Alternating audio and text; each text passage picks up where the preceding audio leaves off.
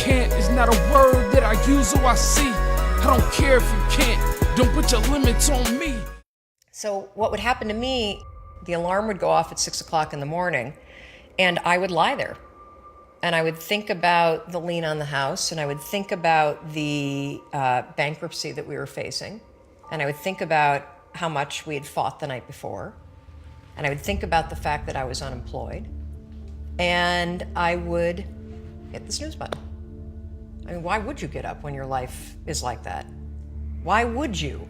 I mean, I needed confidence, I needed courage. I was so tapped out. 6, I'd hit the snooze, and then I'd hit the snooze, and then I'd hit the snooze. The kids would miss the bus. And then every night I'd do the same thing. I'd go in bed. Have you ever had one of those nights where you go in bed and you're like, all right, Tom, that's it. Tomorrow, it's the new me. Tomorrow, I'm gonna get up on time. I am gonna go to the gym. I am gonna look for a job. I'm not gonna drink so much. It's gonna be amazing. The new me, the future me, woo, let's do this, right? Then you go to bed, and you wake up 7 hours later, and you're like... So, I'm gonna give you about 10 seconds to get up and get out of bed. Okay? If you're up and you're now ready to get after it, you can go ahead and shut this off. You won. You can proceed on to go get stronger and faster and better. But if you are still actually lying in bed, then I can't stop right now. You have to keep listening. I need to tell you about the mistake that you are making. I need to tell you what you will feel like later in the day. You will feel weak. You will feel groggy. You're gonna feel like a loser. Like a person that fell short, that failed the first test of the day. All you had to do was get up, get out of bed. Instead, you stayed in that warm bed and squandered the opportunity to train and to get better. And that will be a downward spiral for your day. Undisciplined and weak.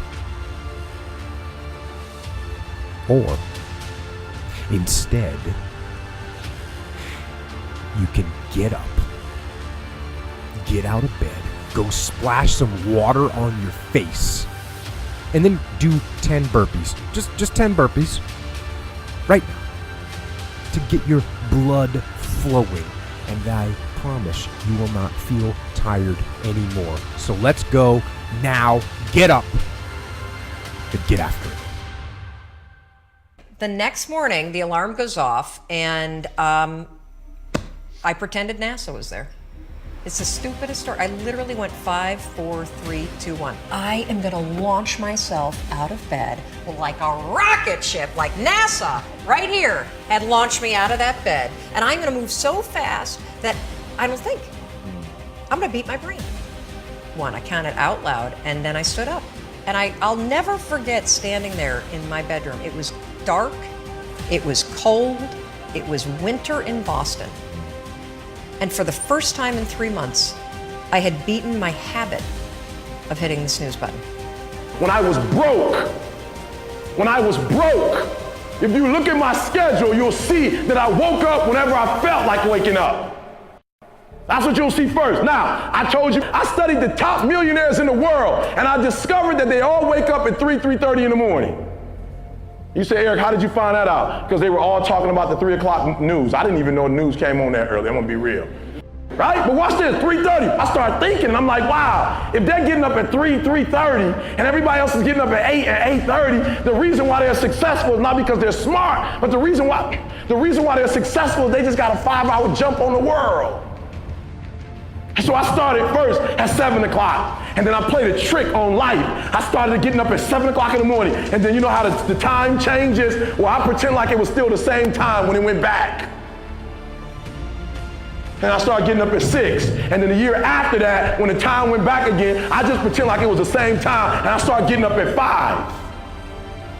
And then the next year, I start getting up at 4, and now I get up at 3. And I'm gonna be honest with you, I've been getting up at 3 for 6 months, and it's getting bad now. Sometimes I'm getting up at 2:15, sometimes 1:45, and I'm starting to see everything in my life change. Why? Because I'm putting more time in, and guess what? If you get up at 2 and put in work, if you finish, you can take a nap. They say that nothing good happens in the 4 a.m. hour. Well, I can guarantee you this. It's 4:45 a.m. It's still dark outside. Look at that. The lights just went out, and I'm getting ready to kill this AM cardio. You can't even see me, but it's going to be so good. It's bad. I work out twice before everyone wakes up.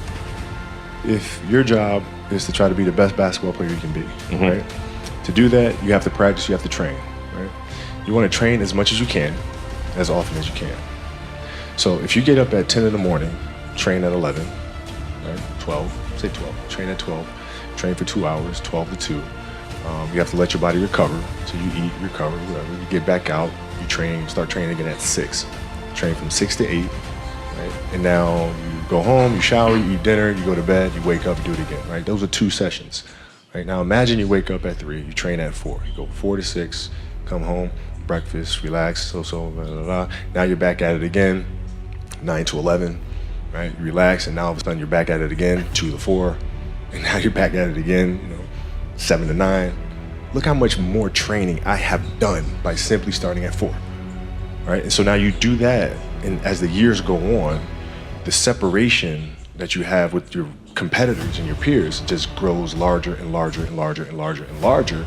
And by year 5 or 6, doesn't matter what kind of work they do in the summer, they're never going to catch up because they're 5 years behind. Right? So it makes sense to get up and start your day early because you can get more work in.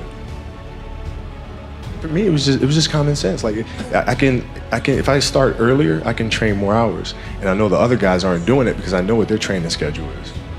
Right? So I know if I do this consistently over time, the gap's just going to widen and widen and widen and widen and widen, and they won't be able to get that back. So to me, it was just common sense. I'm like thinking, how can I get an advantage? Oh, start earlier. Yeah, let's do that. What's your why? You need a why. Why do you need a why? Because some days you're going to look at that alarm clock, and it's going to say 6, and 6 is the time you wake up, and you're going to look again, it's going to say 6:05, and you're going to say, I don't want to get up. But that why is going to say, I push yourself, get up. Your mama needs you, your daddy needs you, your children need you, your community, get up. Your why is going to push you when you can't push yourself. When you want to quit and give up, your why is going to give you that edge you need, that advantage you need, that lift that you need to get to the next level. Your why. Somebody say, E, what's your alarm clock? My passion. My dreams wake me up. I don't need no alarm clock. My passion. My dreams wake me up. I don't need no alarm clock. My passion. My dreams wake me up. I don't need no alarm clock.